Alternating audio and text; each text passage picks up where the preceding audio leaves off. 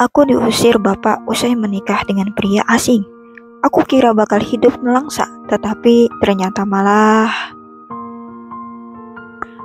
Mas Brandal, I love you, penulis Ahzana Ellen.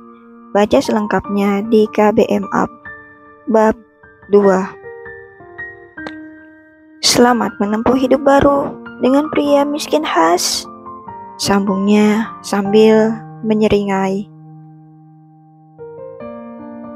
Aku hanya melempar tatapan, tak suka, malas meladeni gadis yang selalu merasa paling cantik itu. Rasanya canggung, duduk di samping suami yang mengenakan kemeja biru polos itu. Mataku pun berpindah memindai penampilanku yang hanya memakai blus hitam dan rok panjang warna senada. Pengantin macam apa ini? Tak ada riasan, tak ada baju bagus, apalagi sesi pemotretan. Aduh, tidak ada yang berbahagia dalam pernikahan kali ini. Setelah kami sah menikah, penghulu langsung pamit pergi. Sebagian warga pun sudah banyak yang kembali ke rumah masing-masing. Sedangkan bapak terlihat lesu di sofa, ditemani Om Bari yang entah bagaimana ceritanya dia datang bersama penghulu dan menjadi saksi pernikahan.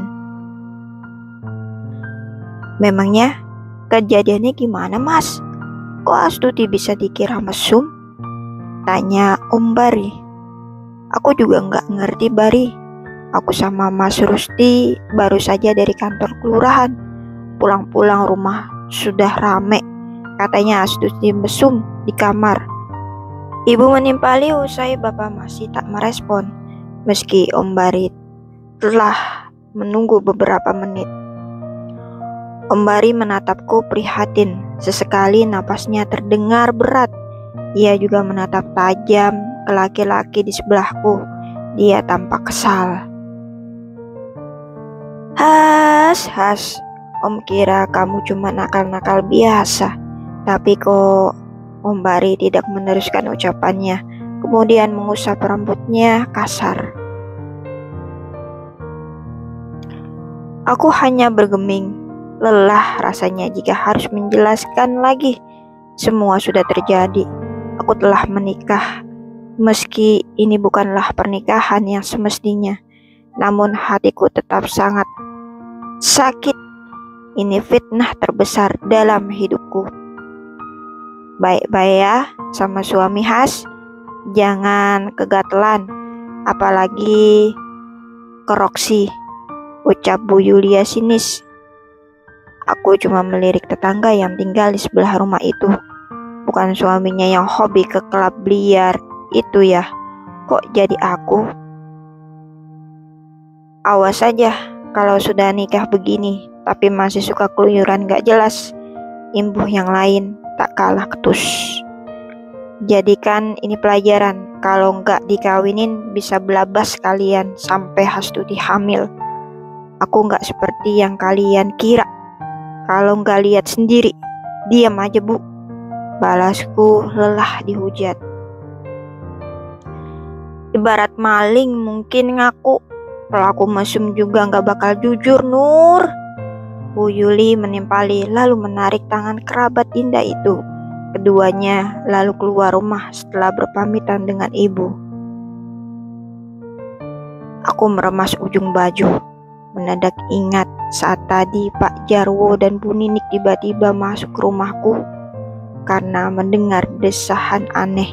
Katanya suara itu sebenarnya teriakanku yang payah lantaran tangan lelaki itu membekap mulut supaya aku tidak berteriak. Anehnya dia tumbang setelah beberapa menit menahanku. Mungkinkah karena kelaparan? Astaga. Beresin rumah khas, kekacauan ini kamu yang buat, ujar ibu tanpa mau menatapku. Rasanya ada lubang di hati. Ibu tak pernah bersikap seperti ini sebelumnya. Ibu yang biasanya membela mau senakal apapun aku, kini bersikap dingin seolah-olah ia memang percaya atas apa yang dituduhkan warga. Tanpa menunggu lama, aku segera menuruti perintah. Lelaki yang memiliki beberapa luka lebam di wajah dan tangannya itu tak segan membantu. Ia mengangkat sofa berat yang biasanya hanya bisa bergerak jika didorong 2 orang. Dia bisa geser dengan begitu mudah. Aku tak peduli dan terus melanjutkan menyapu lantai usai mengusap bawah sofa. Setelah semua selesai, dia kembali duduk. Kali ini di teras rumah. Beberapa warga yang melintas selalu menatap ke rumah ini. Tak ada satupun yang tidak bisik-bisik. Mungkin aku sedang jadi buah bibir warga kampung. Namun yang paling mengejutkan saat Bu Ninik melintas dengan tetangga lain seperti kompor. Ia berujar, "Hati-hati loh. Simpan barang-barang dengan baik. Jangan sampai jadi sasaran maling." Hatiku panas mendengarnya. Bukan karena suamiku dihina, tapi mereka seperti sengaja memprovokasi agar keluargaku semakin dibenci warga. Namun belum sempat aku timpali, pria itu sudah berdiri dengan menatap tajam ke arah mereka hingga pergi menjauh. Bukan itu saja yang membuatku terluka. Bapak dan ibu seperti takut pada pria itu. Keduanya selalu buru-buru pergi jika berpapasan. Cara mereka menatap suamiku seperti jijik, marah, bercampur takut. Aku mendengus kasar melihat suami dadakan itu hanya bergeming saat dipandang dengan wajah penuh kebencian. Mau bagaimana lagi? Dia sudah yang menciptakan masalah ini. Mau diapakan pernikahan ini ya Allah? Desisku lirih. Sanggup gak ya aku hadapi semuanya? Matahari sudah tergelincir ke kaki langit. Pria 34 tahun itu berpamitan keluar. Katanya dia sudah bisa sholat di masjid. Hal yang di luar dugaan. Penampilan sangar, tetapi dia taat juga. Apa jangan-jangan cuma mau cari simpati ya? Astagfirullah, suzon aja aku ini. Namun tatkala kemudian ia kembali lagi karena penasaran, aku bertanya, "Kok pulang? Bukannya belum iqomah?" "Saya tidak diizinkan masuk ke masjid," jawabnya dengan ekspresi wajah datar. "Kok bisa? Emang kamu ngapain?" seruku tertahan. Belum apa-apa, aku sudah curiga saja. "Jangan-jangan kamu kepergok mau curi kotak amal ya?" Lelaki itu menatapku. Kali ini ia melangkah lebih dekat. Wajah kami nyaris bersentuhan. Aku mendongak dan lelaki bermata tajam itu sedikit membungkuk. "Saya mau sholat, tapi orang-orang suci itu bilang saya tidak pantas di sana," tuturnya penuh penekanan. "Mereka mencacimu seolah-olah manusia paling sempurna. Padahal orang yang baik tidak akan pernah merasa dirinya lebih baik dari orang lain."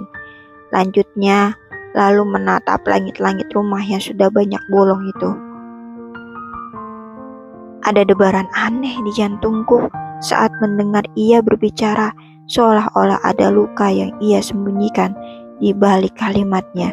Namun, tetap saja aku sulit menerima lelaki ini. Memang orang baik-baik. "Sholat saja di sini, ada musola kecil di dekat dapur," ucapku cepat lalu melangkah ke kamar mandi. Azan Isya berkumandang. Bapak masih mengurung diri di kamar. Dia pun enggan ke masjid seperti biasanya, membuatku semakin merasa bersalah. Padahal aku juga korban. Tatkala ibu menghampiri dengan tatapan papar, aku yang hendak masuk ke kamar lantas berhenti di ambang pintu. "Nduk." "Iya, Bu." Ibu seperti ragu-ragu untuk berkata, tetapi akhirnya berbicara juga. "Bapak bilang karena kamu sudah rumah tangga, jadi tinggallah sama suamimu." Mataku membulat mendengarnya. "Bapak mengusirku, Bu?" bulir bening di ujung netra ibuku. Kamu tahu, Bapak sudah berprinsip jika anaknya menikah harus keluar rumah, bukan? Aku menarik napas berat melirik pria itu dengan jengah. Punya apa lagi itu? Bisa jadi aku juga akan jadi tunawisma bersamanya. Tapi Bu, dia saja tidak punya alamat pulang. Air mataku merembes keluar. Tidak sanggup rasanya jika aku harus hidup terlunta-lunta. Aku baru saja hendak melamar pekerjaan di pabrik sepatu. Jangankan menghasilkan, pekerjaan pun aku tak punya. Rasanya mustahil mengandalkan suami sepertinya. Kemasi barang-barangmu, segera. Besok pagi, tinggalkan rumah ini. Mulailah hidup dengan suamimu, apapun yang terjadi. Apa Bu? Besok? Bersambung. Untuk membaca sampai tamat, silakan cek di link deskripsi. Jangan lupa like, komen, dan subscribe. Terima kasih.